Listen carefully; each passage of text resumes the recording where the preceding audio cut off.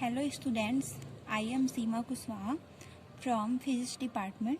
आज हम पढ़ेंगे आयताकार विभव प्राचीर तथा टनलिंग प्रभाव, rectangular potential barrier and tunnelling effect.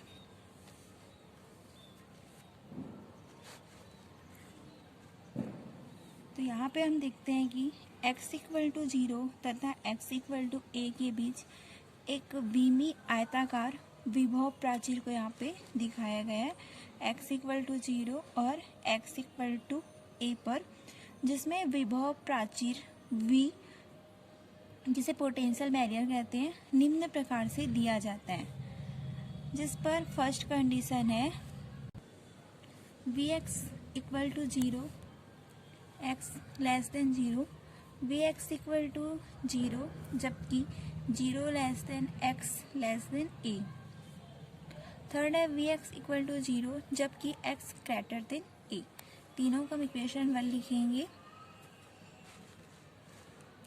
यहाँ पे थ्री फील्ड को दिखाया गया vx इक्वल टू 0 पे फर्स्ट, सेकंड पे x इक्वल टू 0 और थर्ड पे है x इक्वल टू a।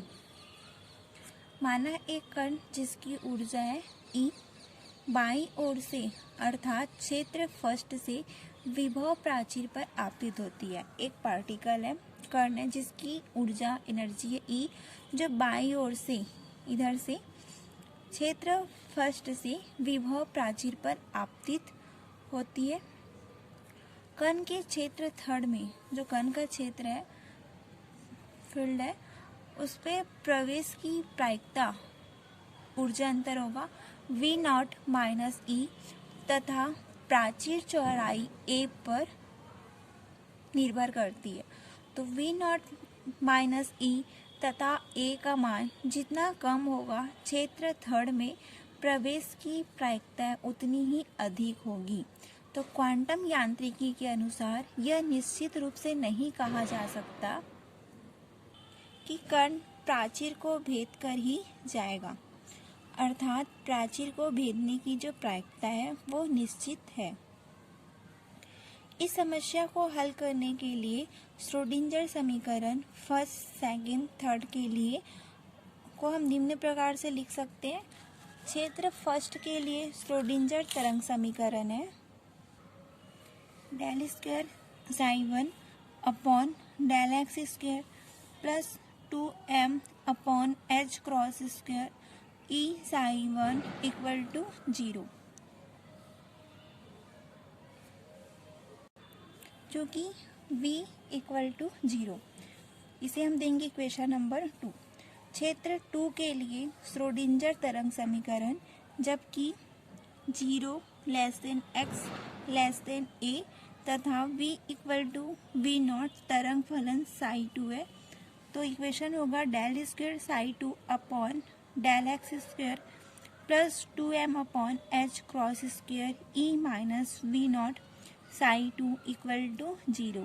ये हो जाएगा इक्वेशन नंबर 3। क्षेत्र थर्ड के लिए श्रोडिंगर तरंग समीकरण होगा, जबकि क्षेत्र फील्ड थर्ड में था x greater than 0, v equal to 0 तथा तरंग फलन साई 3 है। तो del square psi 3 upon del X square plus 2m upon h cross square E psi 3 equal to 0। ये हो जाएगा इक्वेशन नंबर 4। समीकरण इक्वेशन 2, 3 एंड 4 के व्यापक हल निम्न होंगे। समीकरण 1 का होगा psi 1 equal to a1 e की power i p1 x upon h cross plus b1 e की power minus i p1 x upon h cross. Equation number 5। Equation 3 का व्यापक हल होगा psi 2 equal to a2 e की power i p2 x upon h cross plus b2 e की power minus i p2 x upon h cross. ये हो जाएगा equation number 6। Sai 3 equal to होगा a3 e की power i p1 x upon h cross plus b3 ई की power minus i p one x upon h cross. इसे हम देंगे equation number 7, जहाँ पर P1 और P2 क्रमशः संबंधित क्षेत्रों के संवेग है। तो P1 इक्वल टू √2m तथा P2 इक्वल टू होता है √2m माइनस V0 तथा A1 B1 A2 B2 A3 B3 नियतांक है, जिनके मान सीमा शर्तों द्वारा ज्ञात किए जा सकते हैं। समीकरण 5 में प्रथम पद क्षेत्र फर्स्ट में एक्स अक्ष की धनात्मक दिशा की ओर जाती हुई आपतित तरंग को व्यक्त करता है। जो इक्वेशन 5 है उसका जो प्रथम पद है वो क्षेत्र फर्स्ट में एक्स अक्ष की धनात्मक दिशा की ओर जाती हुई आपतित तरंग को व्यक्त करता है, एवं जो द्वितीय पद है वो ऋणात्मक एक्स अक्ष की दिशा में जाती हुई तरंग अर्थात x इक्वल टू 0 पर परावर्तित तरंग को व्यक्त करता है। में समीकरण जो 5 है वो जो फर्स्ट पद है वो क्षेत्र फर्स्ट में एक्स अक्ष की धनात्मक दिशा की ओर जाती हुई आपतित तरंग को व्यक्त करेगा, और द्वितीय पद है वो ऋणात्मक एक्स अक्ष की दिशा में जाती हुई तरंग अर्थात x इक्वल टू 0 पर परावर्तित तरंग को व्यक्त करता है। समीकरण 6 में हम देखते हैं जो प्रथम पद है वो द्वितीय क्षेत्र 2 में एक्स अक्ष की धनात्मक दिशा की ओर जाने वाली तरंग को अर्थात x इक्वल टू 0 पर पारगमित तरंग को व्यक्त करता है, और जो दूसरा पद है वो एक्स अक्ष की ऋणात्मक दिशा की ओर जाने वाली तरंग अर्थात x इक्वल टू a पर परावर्तित तरंग को व्यक्त करता है। समीकरण 7 में हम देखते हैं जो प्रथम पद है, जो समीकरण 7 है उसमें जो प्रथम पद है वो पारगमित तरंग क्षेत्र थर्ड में गति करने वाली पारगमित तरंग x इक्वल टू a को, तथा जो द्वितीय पद है ये जो द्वितीय पद है वो ऋणात्मक x अक्ष की दिशा में गति करने वाली तरंग को प्रदर्शित करता है।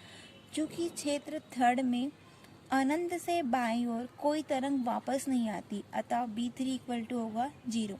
तब समीकरण 7 को निम्न प्रकार से लिख सकते हैं, sin3 equal to A3 e की power I P x upon h cross. इसे हम देंगे इक्वेशन नंबर 8। तो सीमा शर्तों के अनुसार होता है x इक्वल टू 0 तथा x इक्वल टू a पर साई परिमित होना चाहिए, अर्थात x इक्वल टू 0 पर साई 1 इक्वल टू होगा psi 2, x equal to a पर साई 2 इक्वल टू होगा साई 3। तो x इक्वल टू 0 पर a1 e की power I p1 x upon h cross plus b1 e की power minus I p2 x upon h cross equal to a2 e की power I p1 x upon h cross plus b2 e की power minus I p2 upon I p2 x upon h cross. तो ये हो जाएगा a1 plus b1 equal to a2 plus b2। इसे हम लिखेंगे equation number 9। x equal to a पर होगा a2 e की power I p2 x upon h cross plus b2 e की power minus I p2 x upon h cross equal to a3 e की power I p1 x upon h cross, या a2 e की power I p2 x की जगह हम रख देंगे a, तो a upon h cross plus b2 e की power minus I p2 x की जगह हम रख देंगे a upon h cross equal to a3 e की पावर I p1 x की जगह रखेंगे a अपॉन एच क्रॉस। ये हो जाएगा इक्वेशन नंबर 10। सेकेंड है सीमा पर del psi upon del x का मान भी संतत होना चाहिए। तो del psi 1 upon del x equal to होगा del psi 2 upon del x x equal to 0, del psi 2 upon del x equal to del psi 3 upon del x x equal to 0। इसे हम लिखेंगे इक्वेशन नंबर 11। तो x equal to 0 पर I p1 upon h cross bracket पे a1 e की power i p one x upon h cross minus B one e की power minus i p one x upon h cross equal to i p two upon h cross bracket पे a two e की power i p two x upon h cross minus B two e की power minus i p two x upon h cross. इसके आगे हो जाएगा B one A one minus B one equal to P two A two minus B two. Question number 12। अब x equal to ए पर solve करते हैं तो ये हो जाएगा i p two upon h cross a two e की power i p two x upon h cross minus B two e की power minus i p one x upon h cross equal to i p one upon h cross bracket पे a three e की power i p three x upon h cross. तो हम यहाँ पे x equal to ए पर x की जगह a रख देंगे तो ये हो जाएगा P2 ब्रैकेट पे A2 e की power I P2 a upon h cross minus B2 e की power minus I P2 a upon h cross bracket close P1 A3 e की power I P1 a upon h cross. ये हो जाएगा equation number 13। समीकरण 9 तथा 12 को हल करने पर हमें प्राप्त होगा a1 equal to A two upon two 1 plus P two upon P one plus B two upon two 1 minus P two upon P one. इसे हम नाम देंगे equation number 14। B two equal to प्राप्त होगा A two upon two bracket में 1 minus P two upon P one plus B two upon two bracket पे 1 plus P two upon P one. ये हो जाएगा इक्वेशन नंबर 15। समीकरण 10 तथा 13 को हल करने पर ए टू इक्वल टू होगा a three upon two 1 plus p one upon p two e की power i p one minus P two a upon h cross. ये हो जाएगा इक्वेशन नंबर 16।